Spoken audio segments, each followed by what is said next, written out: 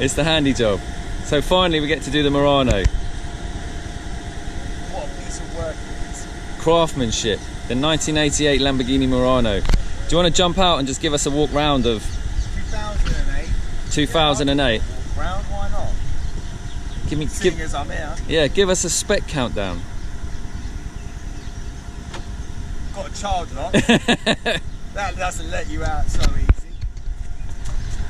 So what do you get in your 2008 Murano? 4-door, mini SUV. It's a 5-door, technically, my friend. 5-door. 5-door hatchback. They call it a lift gate in this country, a lift gate. That's what the manual says. I call it a hatch. Hatchback.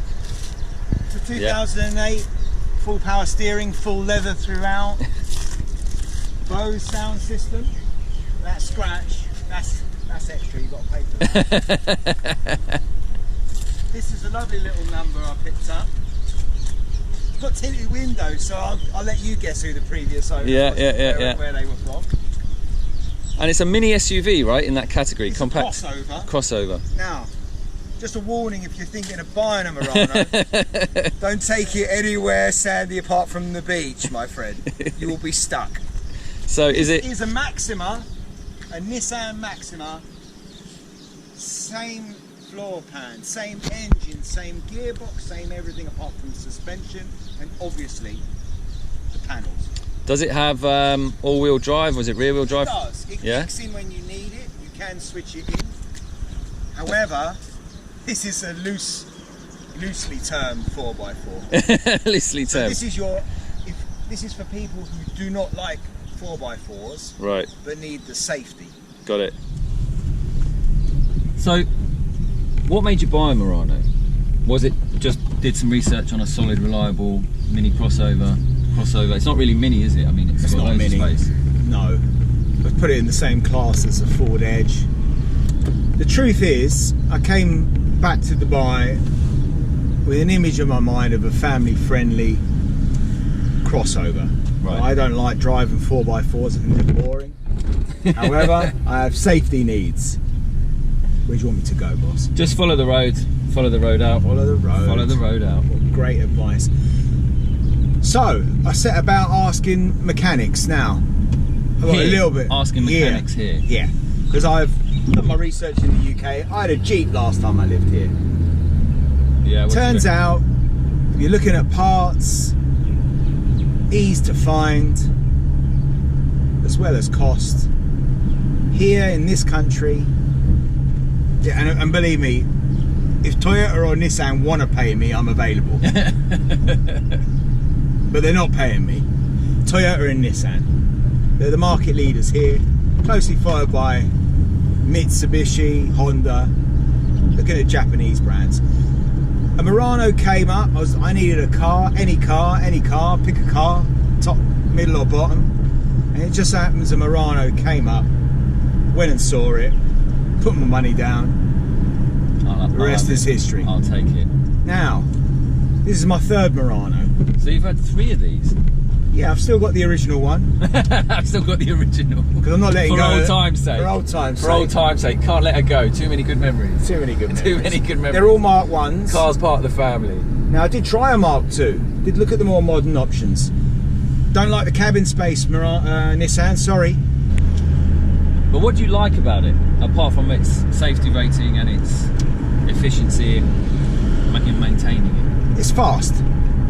It's factory, it's 7 seconds, 0 to 60. Forgot to get the engine shot, we'll do that later. So what engine does it have in it? So it's got a 3.5 V6. Oh, that's plenty. Oh, is it plenty, especially for a safe driver like me.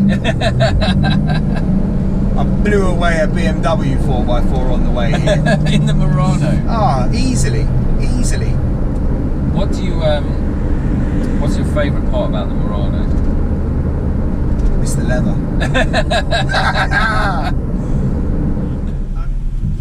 Gentleman, look, I don't make cars like this anymore. Listen to that slump. This ain't some piece of plastic.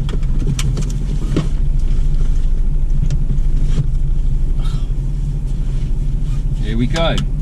You sit quite hard for me. Right then, that's it. Well, the wheel feels nice and new, doesn't it? Have you had that retrimmed or? Yeah, that's been retrimmed, not by myself. You know straight away, as soon as your foot graces the throttle, it's off, relatively speaking. There you go. Wow. Like all of the torque is just straight away there. Yeah. Which is what you really need for everyday driving. Yeah, I can see how you can get a bit carried away with this quite easily with the engine. Yeah, you can blast most cars off the road in this. And we've got the AC on. Let's turn the AC right down. I think, yeah, in older cars it takes like 15%, doesn't it? Luckily, I'm made of asbestos, so I can cope with incredibly high temperatures, which my wife still doesn't understand. It's all in the genetics, I tell her. However, that falls on deaf ears most of the time. So yeah, I hardly drive with AC. You know, July and August maybe. I can't get over how instant the power comes through the throttle. It's a beast. As I say, if you drove in Infinity and then you jumped in this one, there's no difference. But that's ridiculous. There's no kind of like easing you into it. There's no attempted change down or change up. It just stays in the gear because it's got the oomph to move you along. Let's try. Right. How quickly does that gear change? It's a CSV, right there, CVT. This is a CVT. They're all CVTs, aren't they? But I've driven quite a few. Yeah, it's a CVT. You would expect it being not a car that relies on Formula One quick gear changes to just be leisurely in its pace, but that changes gear really quickly.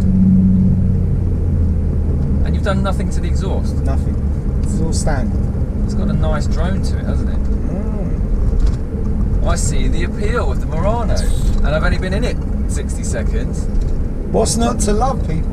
What's not to love? You do sit ridiculously high up though. I'll let you go for that.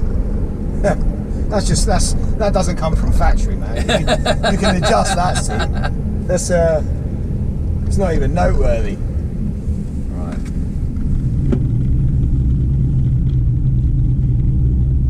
Don't forget, you've got a 3.5 litre engine in this. Let's see.